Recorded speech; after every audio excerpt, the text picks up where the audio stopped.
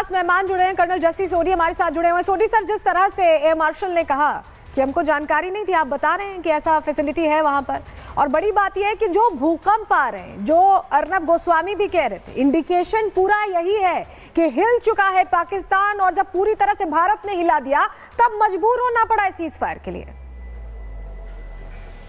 जय हिंद सलोनी जी और विवेक जी, ये मेरा सौभाग्य कि मैं आपके न्यूज चैनल में हूं। डेफिनेटली भारतीय सशस्त्र बल ने बिल्कुल इनकार कर दिया कि उन्होंने ऐसा कोई न्यूक्लियर स्ट्राइक किया है, लेकिन जो भी तथ्य पब्लिक डोमेन में, और मैं जनरल जीडी बख्शी सर से पूरी तरह एग्री करता हूं, जो भी तथ्य पब्लिक डोमेन में है बहुत दर्शाते हैं कि पाकिस्तान के परमाणु फैसिलिटी पे बहुत बड़ा प्रहार हुआ है। अन्यथा पाकिस्तान क्यों भागता अमेरिका के पास सीज फायर के लिए? अगर ऐसा कुछ नहीं हुआ होता तो अमेरिका का एक रिकॉनेसेंस एयरक्राफ्ट क्यों पाकिस्तान जाता रेडिएशन लीक्स को मॉनिटर करने के लिए? अगर ऐसा हुआ होता तो पाकिस्तान क्यों सीज फायर रोकता, गुहार करता? वो तो लगातार युद्ध करता रहता हम पे।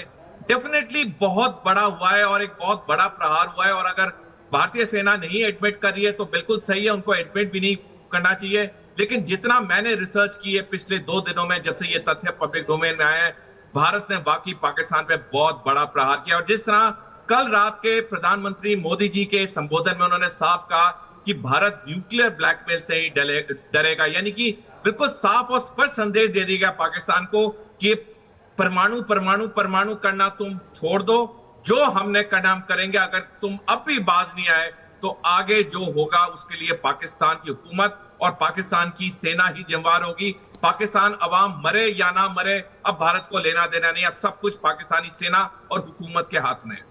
बिल्कुल, इससे साफ तौर पर भारतीय सेना ने हाथ खींचा है, उन्हें कोई जानकारी नहीं इस बात की, तस्वीरें सामने हैं।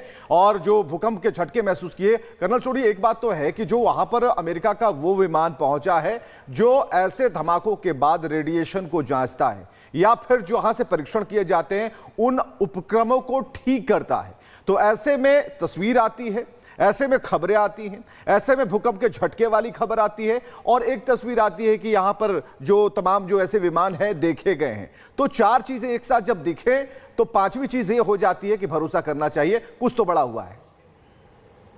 विवेक जी, मैं आपसे बिल्कुल एग्री करता हूं। देखिए, कोई भी चीजें, ऐसी चीजें साफ और स्पष्ट नहीं लिखी जाती या बोली जाती पब्लिक डोमेन में, लेकिन अगर आप बिंदुओं को जोड़ें तो आप सही निष्कर्ष पे पहुंच सकते हैं।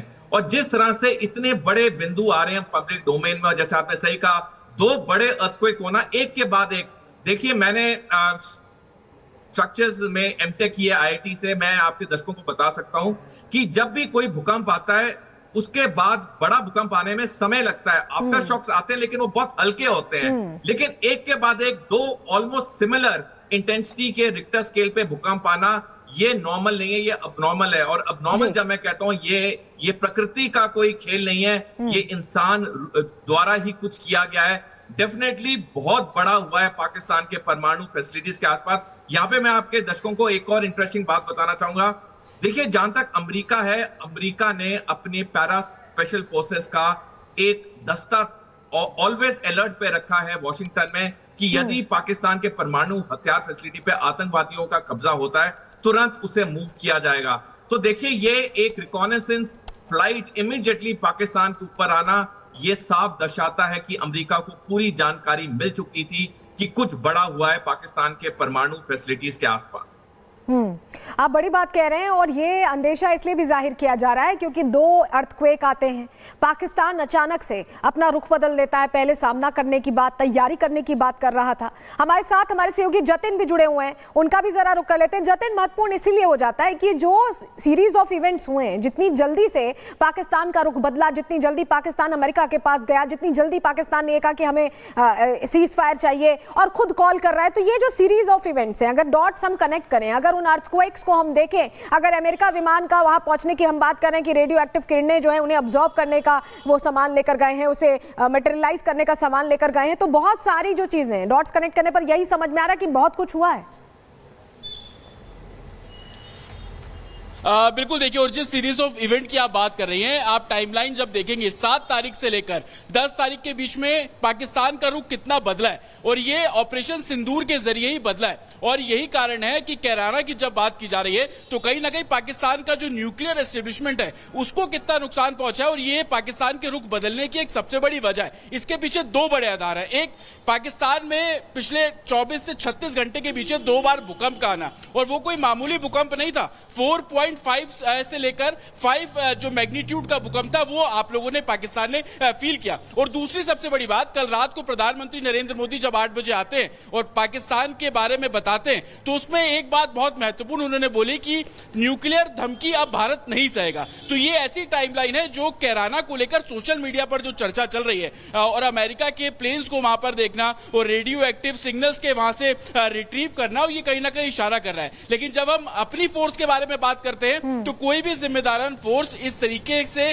क्रेडिट नहीं लेगी कि हमने ये कुछ अचीव कर लिया। ये बड़ी बात आपने कही, ये बहुत बड़ा पॉइंट है विवेक, कि कोई फोर्स ये एक्सेप्ट नहीं करेगी कि हमने एक्ट किया है। हालांकि ये तो इशारे ही हैं, इशारों में अगर लोग समझ जाएं तो काफी है विवेक। बिल्कुल, इशारे ही काफी हैं, तस्वीरें काफी हैं, जो सबूत हैं वो काफी हैं, और हमारे साथ जो हमारे रिपोर्टर या फिर जो हमारे रक्षा विशेषज्ञ हैं उनकी बातें ही काफी हैं। वैभव हमारे साथ जुड़ चुके हैं जैसलमेर से। वैभव, धमाके हुए, धरती हिल गई, केंद्र का पता नहीं चला, लेकिन रिक्टर पैमाने पर जो नापा गया है, जो नंबर्स नापे गए हैं, उससे कुछ तो बड़ा हुआ है। बराबर ये चीजें सामने आ रही हैं। और देखिए, बिल्कुल विवेक, और अब तक की ये टाइमलाइन बिल्कुल स्पष्ट कह रही है कि कुछ बहुत बड़ा हुआ है, और ये तय है कि भविष्य के गर्त में इन तमाम सवालों का जवाब छुपा होगा। लेकिन हम इस वक्त जैसलमेर में हैं, सरहदी इलाका ये है, और तमाम तरह के सवाल थे इस संघर्ष विराम को लेकर देश के अंदर। लेकिन कल प्रधानमंत्री के संबोधन के बाद ये सारे सवाल खत्म हो गए। मैं आपसे जानना चाहूंगा, कल प्रधानमंत्री का संबोधन आपने सुना होगा, उस संबोधन के बाद क्या वाकई आपके अंदर अब सवाल रह गए? नहीं, कोई सवाल नहीं है। प्रधानमंत्री जी ने जो बोला वो अच्छा बोला है। उन्होंने क्लियर कहा है कि हम आतंकवाद से और उसके साथ, दोनों के साथ समझौता नहीं कर सकते। आतंकवाद और बातचीत एक साथ नहीं चल सकती, प्रधानमंत्री ने साफ कह दिया है। Yes sir. कैसा लगा आपको कल संबोधन प्रधानमंत्री का? संतुष्ट हैं आप? यस सर, बहुत संतुष्ट है सर। बाबा, क्या कहना चाहेंगे आप? सही कहे मोदी जी ने। क्या कहा है मोदी जी ने, जरा बताइए एक बार। संघर्ष करेंगे, हम लोग लड़ेंगे उससे। हाँ, लड़ने की बात कही गई, और ये कहा गया है कि आतंकवाद पर जंग लगातार जारी रहेगी, वो नहीं थमेगी। जी जी बिल्कुल, उन्होंने, मोदी जी ने बहुत अच्छा स्पीच दी है अपनी, और उन्होंने यही क्लियर स्पष्ट कर लिया है, अगर कभी भी अगर तुम एक डालोगे तो हम 5 डालेंगे, अगर तुम एक गोला दागोगे तो हम 5 बम फोड़ेंगे। वहाँ पे बिल्कुल स्पष्ट किया है। हमारी लड़ाई पाकिस्तान की सेना से नहीं है, हमारी लड़ाई आतंकवाद से है। मेन हमारा आतंकवाद है जो, वो सब खत्म होना चाहिए। मोदी जी ने बिल्कुल स्पष्ट यही बोला है कि हम आतंकवाद के खिलाफ लड़ाई जारी रखेंगे और हमेशा रखेंगे ही जारी। तो बिल्कुल कल संबोधन में प्रधानमंत्री ने बिल्कुल साफ कह दिया कि खून और पानी एक साथ नहीं बहेंगे, आतंकवाद और बातचीत एक साथ नहीं। जी, हमें बहुत अच्छा लगा, और मोदी जी ने कहा कि ठीक है।